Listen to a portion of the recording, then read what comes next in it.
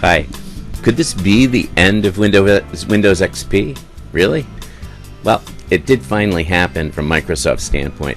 After 13 years, introduced in 2001, Microsoft now is drawing the line and they're no longer supporting Windows XP. It's like some maybe teenage rite of passage. It's being thrown out from the protective security wing of its parents, out of the house, and it's being sent out into the world unsupported. Sometimes I guess we need to do that with our kids, and Microsoft got tired of XP living at home, I guess. Hi, I'm Arnie Old Computer Guy, and I'm the owner of OnTrack Computer in East Hampton, Connecticut in the U.S., and I've personally fixed and upgraded at least 10,000 computers since 1997. And our company has over 1,000 consumer and business customers that we think of as our family. Bottom line, if we can help in any way, if you need consulting, if you want to buy a system or you're not sure about upgrading, give us a buzz. We'll give you some solid advice and we'll help you to make the best decision for you and your budget. So let's have a look at what this Windows XP decision by Microsoft might mean to you as a home user or as a business computer user running Windows XP. First, let's establish that no longer being subject to monthly updates on the first Tuesday of the month, which is what happened to Windows XP and the service that was discontinued, that doesn't make XP useless or bad. It just means that no one is proactively improving it or keeping an eye out for security flaws. And we know that after 13 years and hundreds of millions of installations worldwide, it's proven itself to be a lean and mean and extremely reliable and solid operating system. Windows XP has survived on the street. It's endured, it's come out very, very robust and efficient. And some estimates say that there are still 25 to 33% of the computer users, Windows computer users, still using Windows XP. So we ought to take a look at maybe what changed and what decisions we need to make. Let's get started. First, the marketplace of computers and equipment and software is a real frenetic one. It changes almost daily. I know, I've been in this silly business for a long time. The first issue I'd like to examine with you, though, is one of hardware, which is the actual box or the laptop that you're running Windows XP on. A dozen years ago, the required equipment to run Windows XP back in 2001 was quite a bit leaner than what we might buy today. Years ago, it ran comfortably, lean and mean, with CPU speeds, which is the brain, of about 2 gigahertz, and with memory, which is the counterparty to the brain, of maybe a half of a gigabyte. So remember those numbers, about 2 gigahertz, which is the speed, and about a half a gigabyte, which is the amount of memory space that was required. Today, Windows 7 or Windows 8 is accustomed to processors that group their processing into many layers, if you will, known as cores, and processing speeds today in the 8 to 10 to 12, even 14 gigahertz range are common. We also now routinely use 4 to 8 times the memory that we used to. So, in a nutshell, that means that today's computers might be 8 or 10 times faster than one from 2001. And if you think about it, there aren't too many things in life that have increased tenfold over a dozen years. As an example, we're not driving 10 times faster today, or I know at least I'm not earning 10 times what I did just a dozen years ago, and certainly my bank and investments have not increased by tenfold over the last 10 or 12 years. So computers are kind of in a unique space. Here's the first point. Even though your older computer might still run Windows XP with its original or even upgraded equipment, it probably won't do much else. It needs to play in today's worlds of software and printers and internet browsers, and all of that assumes that you have more speed and power than you might have.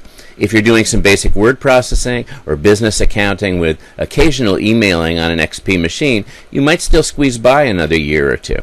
Otherwise, though, it might be time to upgrade, irrespective of this Windows XP thing. If you're still using a computer that's over 5 or 6 years old, please understand that it is at its end, even perhaps beyond its intended life, hardware-wise. Now, I know that gets people's fur up a little bit. I know it sounds crazy. It may still work, but trust me, I've fixed 10,000 computers in my business during the last 16 years, and I'm sure, I will guarantee to you, that things will fail. Hard drives, power supplies, cooling fans, anything inside that's mechanical has a useful, functional life. And to repair these things, you'll be investing good money after bad money, only to end up with a brand new 6-year-old computer. That doesn't make sense.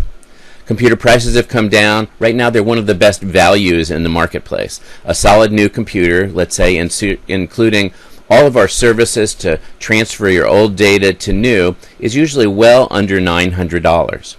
And figuring an average useful life of about 5 years, that puts your investment in the $15 a month range, or dividing it down even simpler, about 2 quarters, 50 cents a day. This is such a silly small amount of money for being connected to the world with internet searches and to be able to access social media like Facebook and Tumblr and Instagram and the world of news and YouTube and email and get all the directions that you want when you need, and etc. On and on and on. 50 cents a day. So here's point number 1. If your computer is older than 6 years, with or without XP, it might be time to upgrade and treat yourself to the advantages of newer technology. Point number 2. So we've pared down our discussion to newer computers that are still running XP. Microsoft released the replacement for Windows XP known as Vista in 2007. So any computers purchased during the past 6.5 to 7 years off the shelf have not been based on Windows XP. In other words, you haven't even been able to buy a new computer with XP for close to 7 years. So if you are still using XP, you probably have some kind of customized setup. And this may not affect too many home users. If your needs are minimal or you're just doing word processing or accounting, you're probably still safe. But point number 2, for custom simple applications that are mostly off the internet and out of the mainstream uses like streaming video, and if your equipment is well maintained, you're probably still okay using Windows XP. And I'll again invite you to leave a comment for us or call or write for answers to specific issues. But if your needs are simple, I think you're good. Third, our quick summary here now leads us to businesses that are still using computers with Windows XP. And there's 2 important areas of concern here. Many businesses, we found, many of our business clients in the back room have computers with pretty simple needs. And those needs are ideally suited to the lean and mean characteristics of Windows XP. Assuming that you have relatively new hardware, it's operating properly, and you may have a Windows XP computer that's running a basic accounting system like QuickBooks or something, or might be used for occasional email, but basically for word processing and accounting and spreadsheets. And again, assuming that the hardware, the computer equipment, is well maintained, these kind of internal backroom installations are probably okay as long as they're performing their intended use.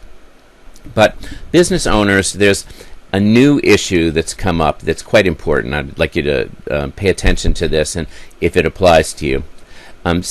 Since Windows XP has had its support withdrawn by Microsoft, it's now classified in the industry as an unsupported operating system.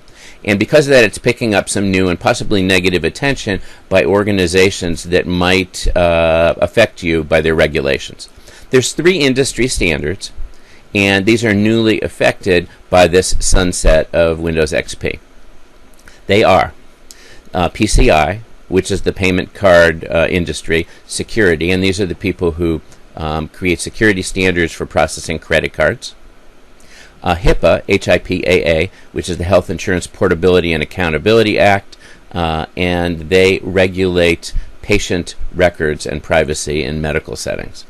And Sarbanes-Oxley, which is abbreviated SOX, S-O-X, they regulate similar to the medical records, but this time in the financial industry. So anyone who's involved with investments or banking or things like that is probably aware of these SOX, Sarbanes-Oxley regulations. So in summary, there's 3 organizations that we want to take a look at. SOX affects transactions in the financial industry. PCI affects merchants who use and accept credit cards. And HIPAA affects medical offices that handle confidential patient records and information. And if you use XP machines that no longer have these improved security updates, you are now considered by these 3 organizations to be non-compliant. And I would suggest that you take a pretty quick look and maybe take a concerted effort to evaluate your XP machines if you have any, and to seriously consider upgrading. Because the effect of violating these laws, the consequences of violating these laws, is going to far exceed any small costs of upgrade, and it could be quite devastating and disruptive and costly to your business. Essentially, in these markets, there's a huge liability for being non-compliant. And remember that this does not just include Windows running XP that might be in the back room of your business, but also point of sale registers. Point of sale are these kind of hybrid computer cash register computers with monitors and scanners and pin pads and what have you that are used for customers making retail purchases. And those often are based on operating systems that still use Windows XP because it runs so well and it's so well tested. But those might be non-compliant, especially when we're talking about the PCI credit card business. The risks here of having those in Windows XP machines still around is way too high, in my opinion. And picture what would happen to your business if you received a notice or just plain got shut off from doing credit card processing, and you no longer could accept Visa, MasterCard, Discover, and American Express in your business. That could be a serious setback. One day's lost business the consequences of that could make upgrading, the cost of upgrading a computer, just a silly small expense. So please be sure that you take a look if you do have Windows XP computers and you're in these industries that use credit cards, that are in the financial transaction industry, or that process health records and are affected by HIPAA. Please give us a buzz. We're experienced with this. We're experts in advising you about some of your upgrade options, and we can do a transfer and upgrade for you and be sure that your data is accurately and confidentially and efficiently transferred to a new computer that's 100% compliant. A final note here for do-it-yourselfers. Microsoft has a fairly complex chart inside the industry of what it calls upgrade paths. And these are the routes and the possibility of upgrade from one operating system to another, such as going from Windows XP to going to perhaps Windows 7 or Windows 8. Unfortunately, these upgrade paths are not particularly easy to understand. They don't make 100% sense even to me, and they're not very straightforward. And the most important point is that certain versions of operating systems are not directly upgradable to others. As an example, there is no version of Windows XP that is directly upgradable to Windows 7 or Windows 8. So we're familiar with this. It's something that we work with every day, and we can help you to find an upgrade solution that works for you, that fits your needs and your budget, and spends your money wisely. But make me a promise. Do me a favor. Please don't go out and buy upgrade software, either locally or online, and then start thinking about your upgrade paths, because there's a good chance that whatever you bought may not be compatible with your version of Windows XP. And to make matters worse, often the software that you purchase, once you own it, or certainly once you've opened it, may not be returnable, and it'd be a shame to have to buy that twice unnecessarily. So it's our job to know this stuff. Stay in touch with us. Upgrades are one area where doing it yourself, if you don't know exactly what you're doing, can be quite costly.